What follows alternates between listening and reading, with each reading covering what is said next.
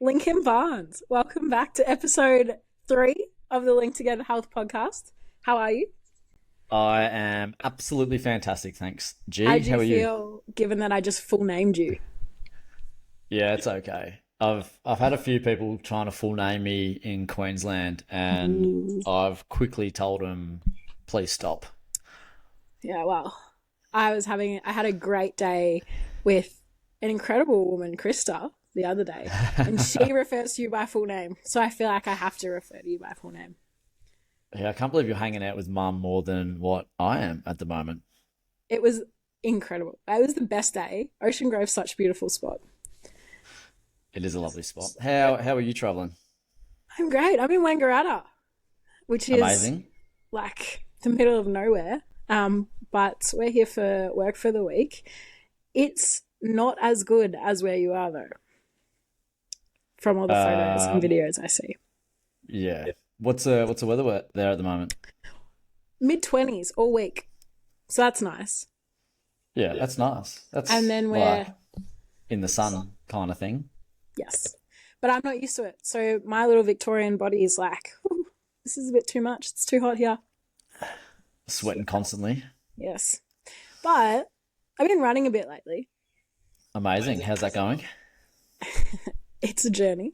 But whilst I've been running, I have all these questions come to my head. And I thought, I better ask them. And I think there's some other people that would benefit from hearing these. All right. So, Do you want to frame it like uh what kind of questions? Are these deep well, diving into my childhood traumas, or are I we mean, we can do that. However, I feel like the questions that I want to know. So, for a little bit of context, a few years ago, I was not in great shape physically and very much so after finishing high school, stopped taking care of myself for a while. And then when I was ready to start looking after myself again, felt like I was starting from scratch, but in an adult body, which was a little bit different because as a kid, played sport, no problem.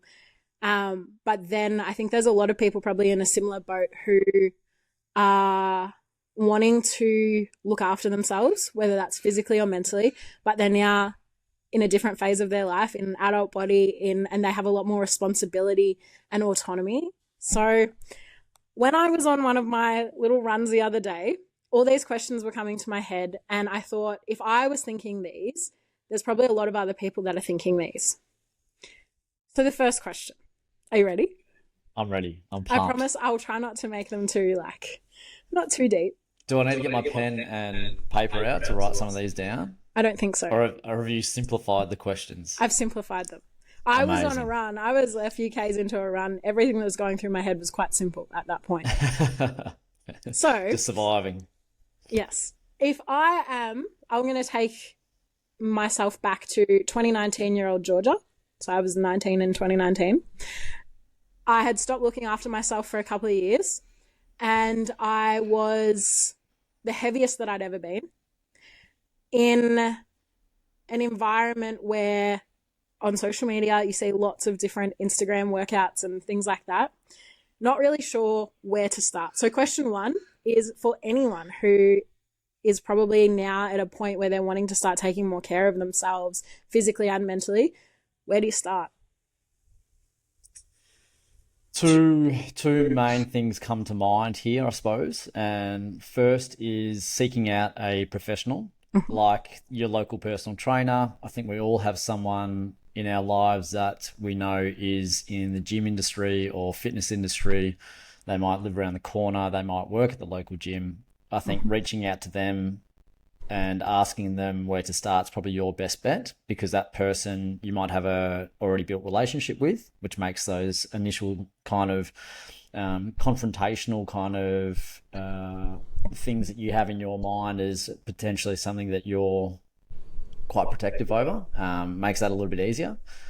The second part to that is that our online resources these days are incredible, and you can do a simple Google search, essentially being like, if you've already made the commitment to start potentially working out at home body weight training program, download it off the internet, and there's your start right there and then. And I would always recommend if you do that and you can maintain 2 to 3 workouts a week, you're on the absolute right track to build those really positive habits that you can then, they're your foundations, and then you can essentially lay them upon each other and then take that next step potentially into a gym, whether that's a commercial gym or like a group fitness gym as well. So body weight training to start with. I see a lot at the moment when people are ready to start running, the amount of TikToks at the moment from different run clubs. If I cast my mind back to myself when I was 19, I was very lucky. My older brother used to be a powerlifter, so I had him in the resistance training area. But in terms of wanting to, I suppose, start running or start moving my body in a way that was a little bit more uncomfortable for me at that time, but not ready to join a run club because confidence-wise, wasn't ready to show up at a run club and put myself out there like that. Where do I start with that? So do you want the scientific approach to that?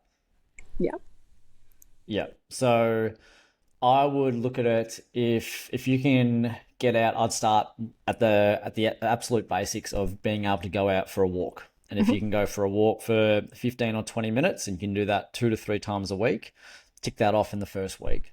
The second week, one of those sessions, all you might do is 30 seconds where you walk or jog a little bit faster than what you have been doing, and then relaxing for a little bit longer until your heart rate comes back down. Until that heart rate comes back down, then go another 30 seconds and only doing that for 10 to 15 minutes.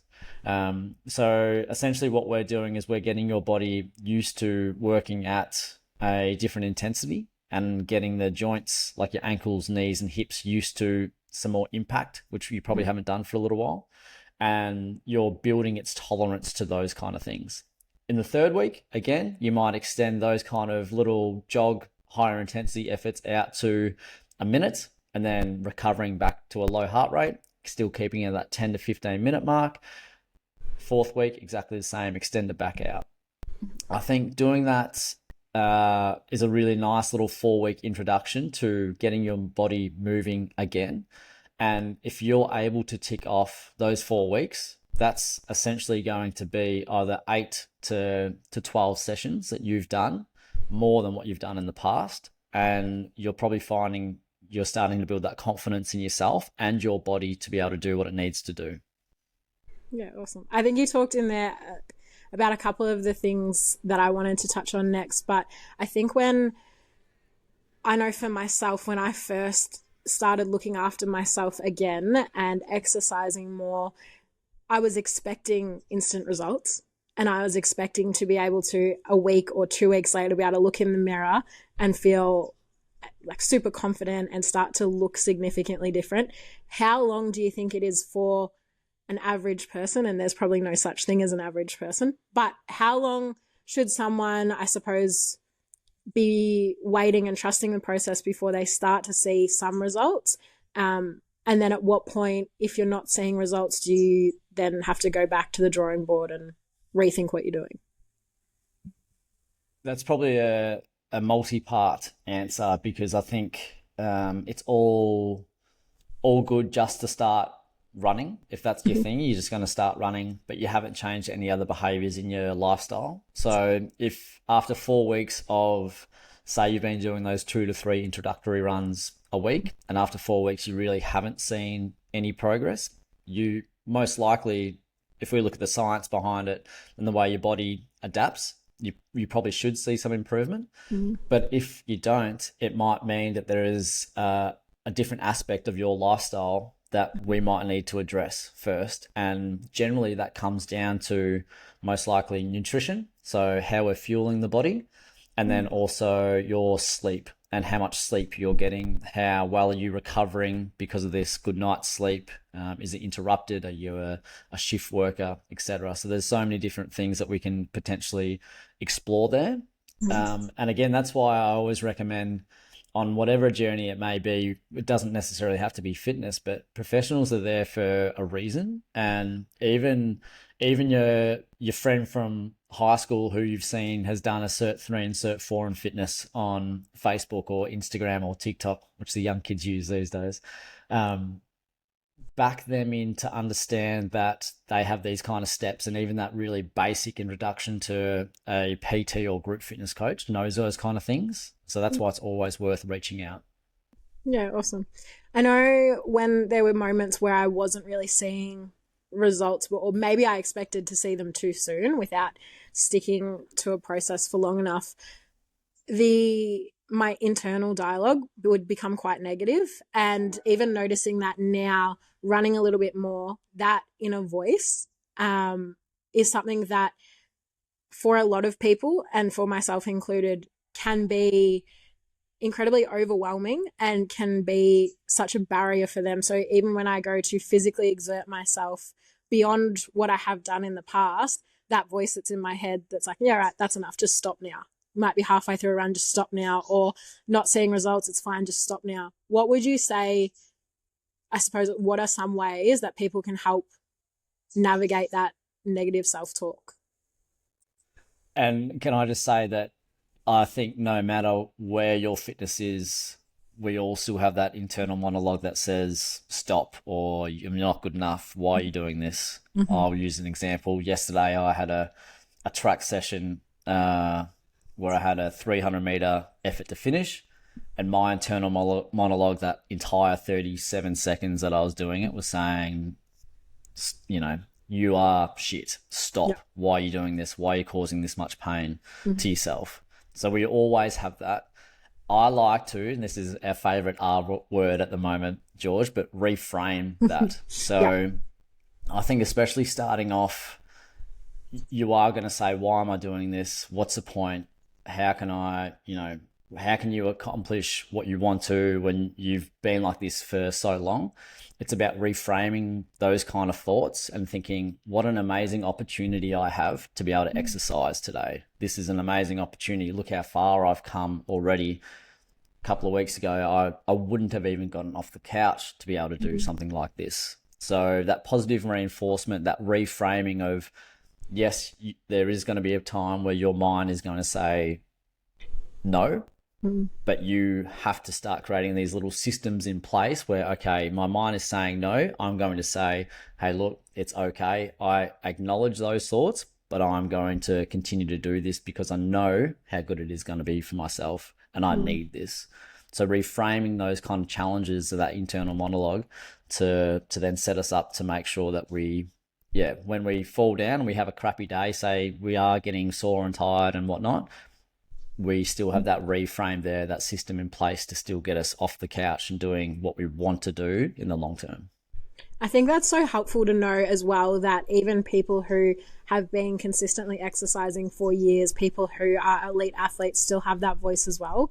Because I know for me that could feel quite isolating. I would see people on social media and be like, why am I experiencing this negative self-talk? But these people seem to have it all together. They seem to not struggle with anything. So I think it's really helpful to know that even people at the top of their field still experience this, and it's normal and everyone has to navigate it. I think that's incredibly powerful in itself. Yeah, and I think like you can just spend 10 minutes on Instagram. You can find all those motivational quotes that athletes have said with the deep motivating music in the background and stuff, but it's all true. Like everyone on this planet is going through the exact same thing. Those internal monologues that everyone has them. It's just about, setting up the systems and reframing it in a way that it's going to work for you, that you can either push down that internal monologue when it's telling you to quit. You just need to find a way to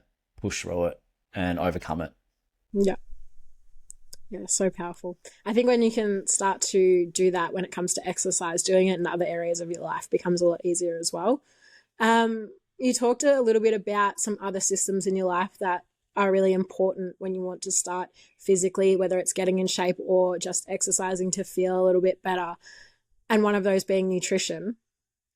If I'm someone who, and which I absolutely was, when wanting to start looking after myself, was not listening to what my body was needing, but instead copying influencers' diets on social media.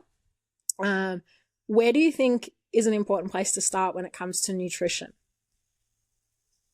So there's some amazing resources online. So I definitely recommend looking at some kind of government-based healthy eating nutrition guidelines because generally they're going to be pretty spot on.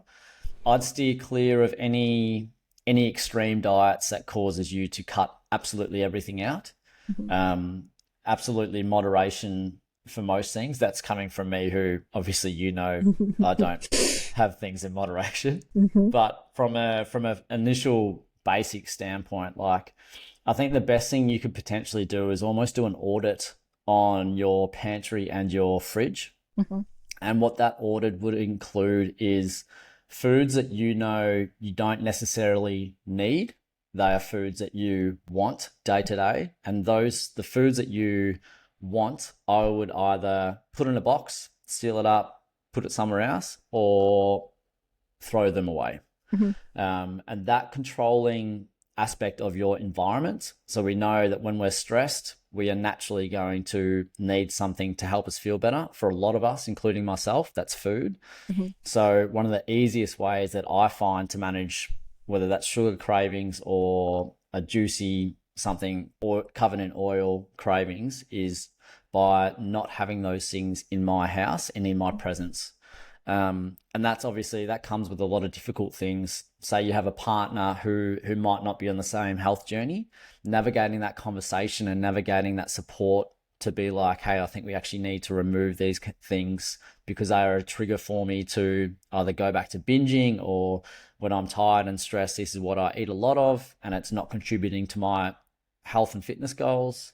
Whether you're a mum or a dad and you have kids, that's one of the hardest things. I know a lot of the mums and dads that I either work with or have conversations with end up eating the majority of their kids' leftover food because food waste is a thing. So how do you navigate those kind of things where you're eating as well as you want to, breakfast, lunch, and dinner, but when your kid's not finishing meals and you're like, I actually don't want to throw this out because it's such a waste of finances in this cost of living crisis that we're in, and you feel bad for that wastage. How can I obviously do that? And there's all these different things that we need to think about that contribute to that environment. But I think, the easiest and most simple thing to do is get away from the foods that we know are triggers for us.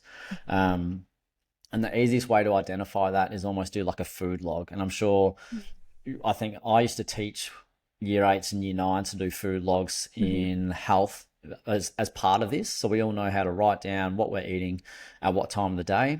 If you're really on track to change some of your health and wellness goals, a food log's great because you can say, all right, breakfast was really good, lunch was really good, dinner was great. It got to 8 p.m, the cravings kicked in, and I had 2 blocks of chocolate sitting in the pantry and I ate those. So already we know that, hey, look, nighttime's going to be a trigger. It might be because you're starting to get a little bit tired. The cortisol level is increasing, which means we want to try to find a dopamine hit that fuels us and gives us that little energy boost. And boom, that's our trigger. Easily accessible because it's in the pantry.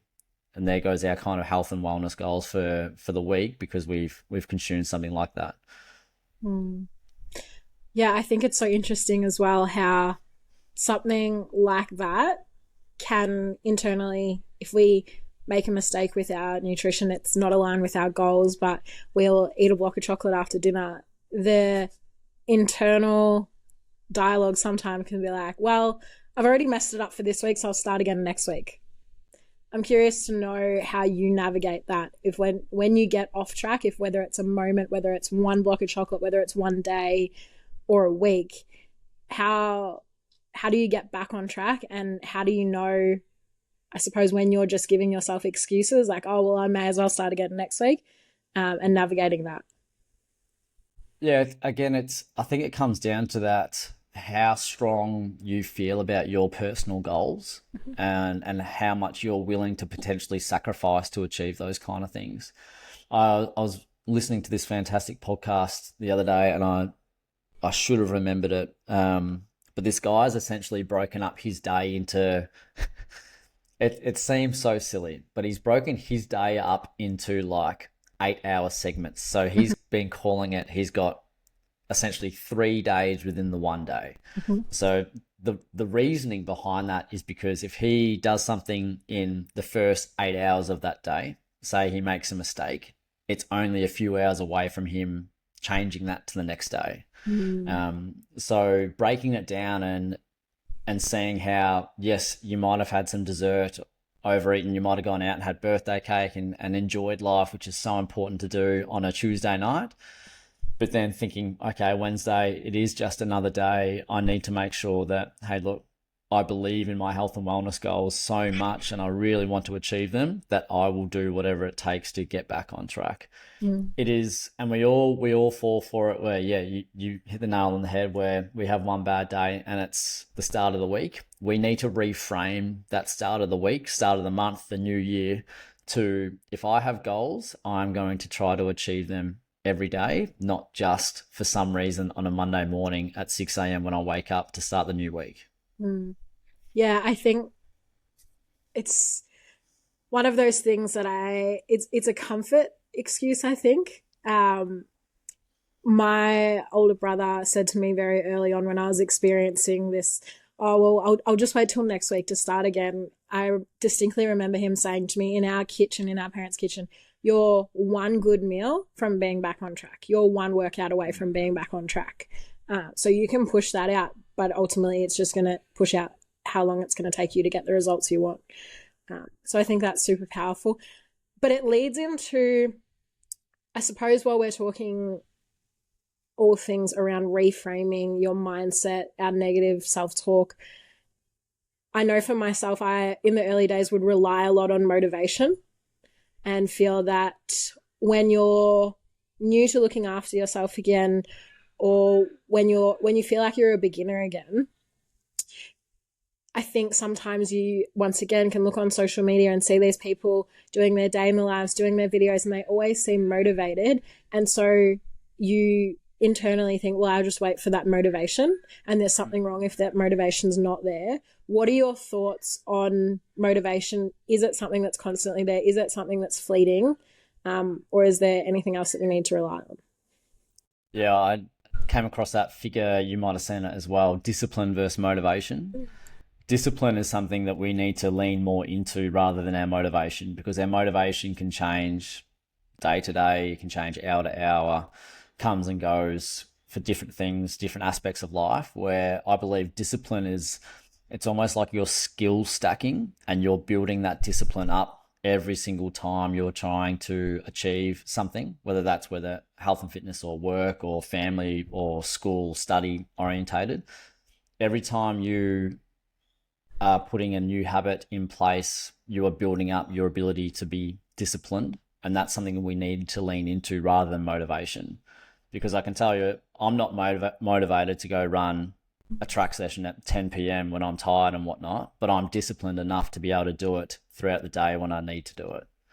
So leaning into discipline rather than motivation is really important. I think it's a word that we need to probably interchange a little bit with one another, because everyone's like, we need to get motivated, we need to change these kind of things. But I think if it's about building your own individual discipline to be able to follow along with something, that's more important.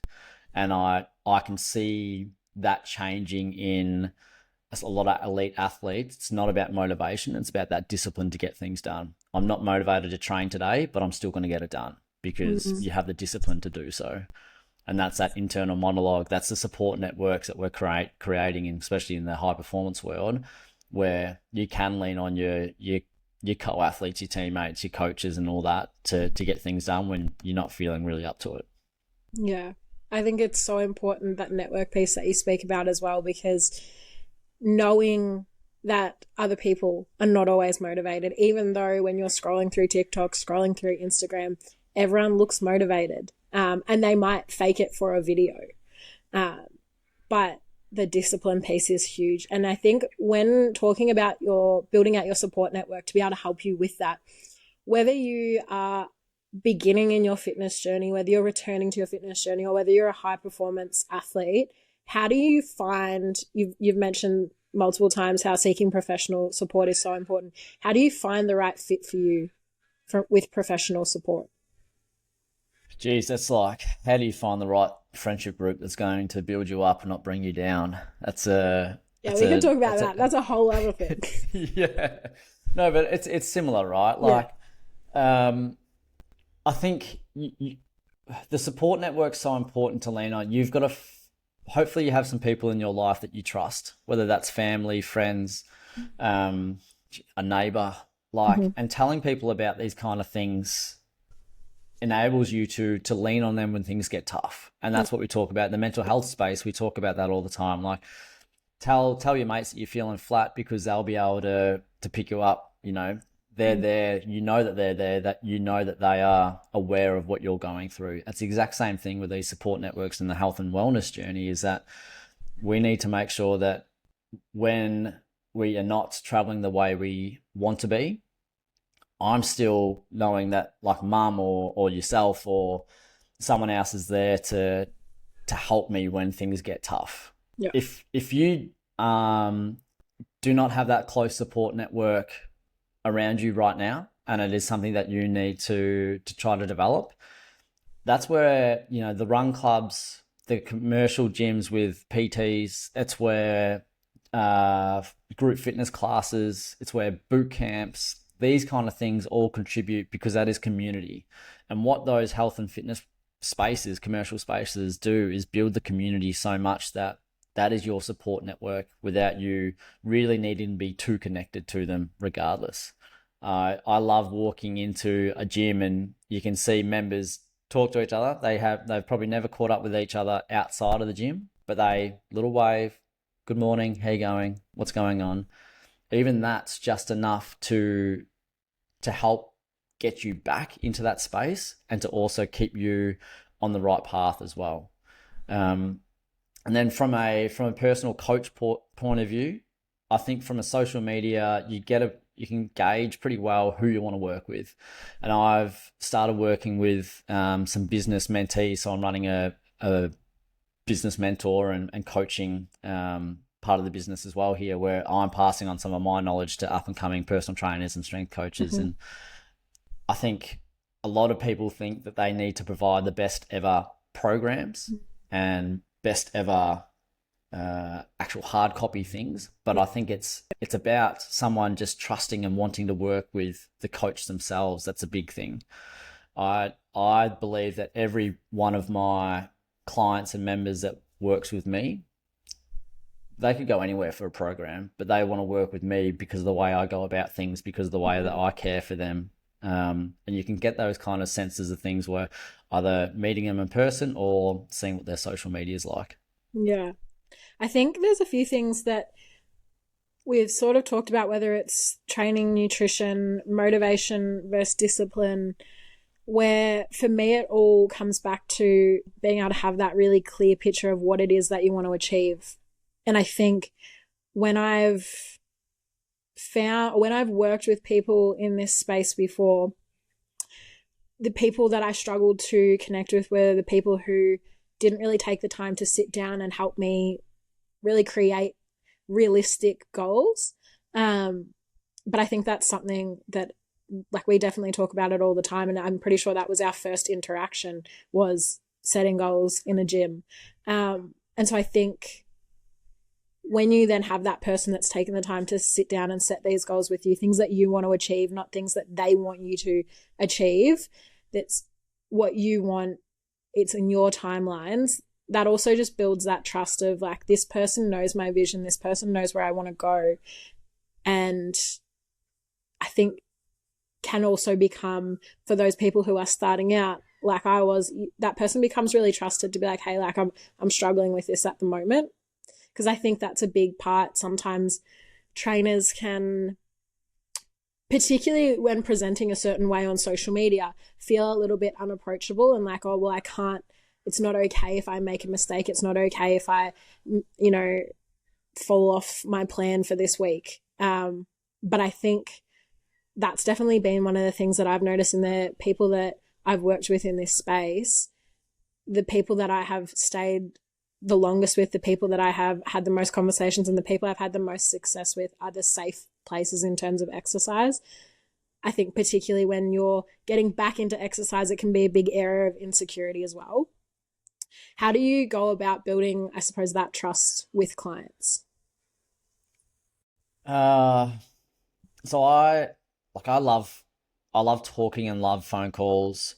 I think it's so much easier to connect like that, especially at the moment where the majority of my business is that online aspect. Mm. So we can message, we can text, we can do all that, but I really believe in good conversations and digging deep and being able to deep dive into those kind of things. My the best or the clients that get the best results with me are the ones that I normally do a Zoom with once a week, because I think it's, again, it's like having a little coach on their shoulder the entire week. They start to know me. They start to know what I would say if they're doing different things. And this is like either a good coach or Mm. little devil coach. Mm-hmm. Both can be good. Both have the benefits. But I think those ones who, yeah, I feel really connected with, and we make those really positive connections. It's almost like you want to work just as hard for them because you understand how much work they've put in to you as well.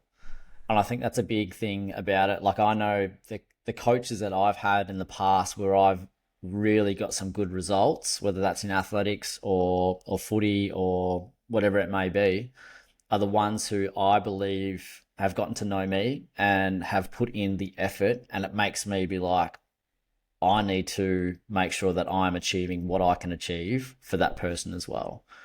And yeah, to do so, like, that's why there are so many free apps out there that offer these kind of programs where you can just pick it up, follow it, and it's super simple. Exercises, sets, blah, blah, blah, but you never have any interaction with a coach. Mm. That's why those programs don't work long term, because what you need to be able to do is find that connection, find that community, whether it's from, yeah, coach to clients or the broader community as well. Yeah, awesome. I think these are all the questions that I wish I had someone to ask when I was first starting out. And there's still things that continue to pop up in my mind because I feel like early on I just tried to answer them myself, and probably didn't reach out and get professional support as early as I should have. However, that was definitely a confidence and insecurity piece within me. So I think, yeah, even some of the things that you've talked about now, and we've been working together for a while, but some of the things that you've talked about have just been that really great reminder as well.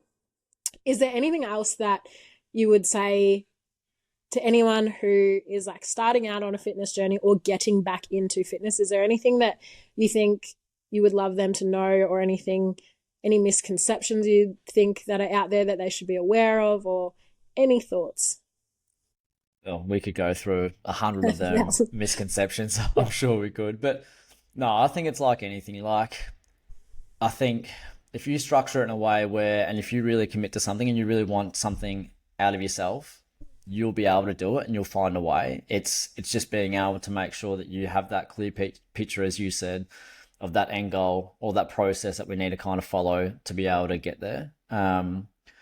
The the simplest way that I can see people failing is when they just aren't committed to Mm. start with and they don't really want to make that change for them. It might be a partner driven change. They might think they're ready for a change, Mm. but deep down they're not.